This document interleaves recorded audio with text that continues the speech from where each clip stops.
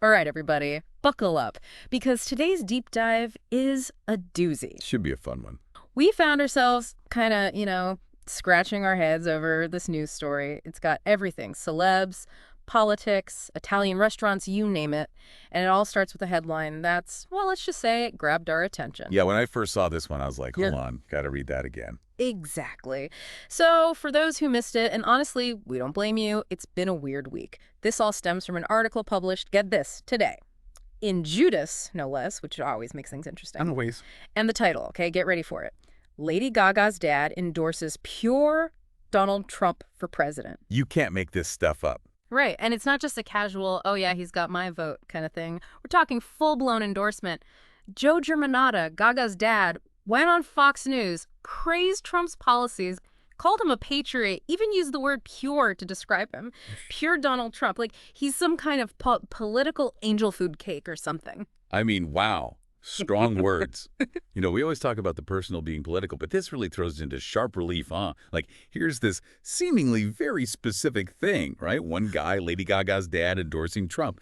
But you start peeling back the layers, and man, it just gets at all these big questions about, like, where celebrity and politics collide these days, the role of family and all of this. It's fascinating. And it's extra interesting because of Lady Gaga's track record. This isn't Ted Nugent's kid going full Magier. We're talking about somebody whose daughter has been pretty outspoken in her support for Democrats. I mean, can you even imagine those family dinners? Oh, man. Mm-hmm. I'm already cringing. But that tension, right? It's something so many people are dealing with these days. Not just celebrities, but regular folks, too. These political divides, they cut right through families, friendships, everything. We're practically hardwired to categorize each other by our political beliefs. Totally. But there's this other layer to the story that I found really fascinating. Remember how the article mentions Germanotta owning that Italian restaurant, Joanne Trattoria?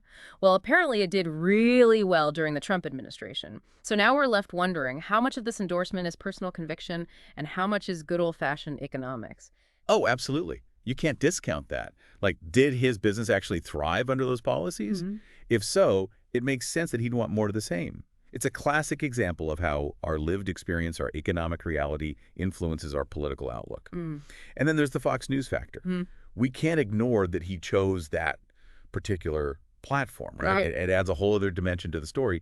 Maybe even suggests he knew this would be a controversial statement. Totally. It's like a perfectly crafted media moment, isn't it? Yeah. I mean, you got to hand it to him. He knows how to make headlines. Absolutely. And we're all talking about it, right? So it worked.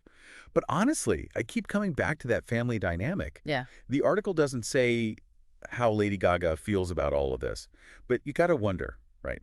Does this change how people view her, knowing her dad's a big Trump supporter?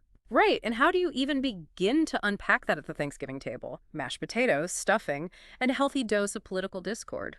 Yikes. But it does make you think, like in 2024, almost a decade after Trump first hit the scene, these divides are still so raw, so intense. And it makes you wonder if we can ever really bridge them. It's a tough question, but it's an important one to ask. And this whole Lady Gaga, her dad, the pure Trump endorsement, the Italian restaurant, Fox News, it's like this bizarre microcosm of the big, messy political landscape we're all trying to navigate. Couldn't have put it better myself. So listeners, here's our takeaway from this wild ride of a deep dive.